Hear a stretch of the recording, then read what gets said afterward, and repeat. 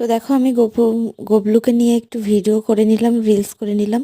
তারপরে গিয়ে ব্রাহ্মণ চলে এসছে, পুজোতে সব রেডি করা হয়ে গেছে, পুজো হবে। তারপর লুচি, খিচুড়ি এগুলো সব ভোগে করা হয়েছে।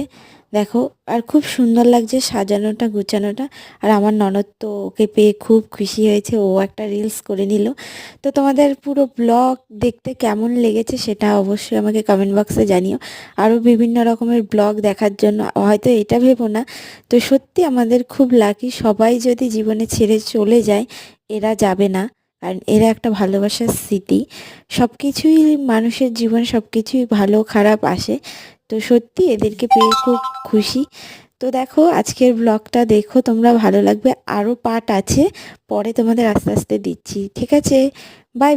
চ্যানেলটা অবশ্যই সাবস্ক্রাইব করে দাও নতুন নতুন ভিডিও দেখার জন্য। আর পুজো হয়ে গেছে, আমি একটু নমস্কার করে নিয়েছি, দেখো।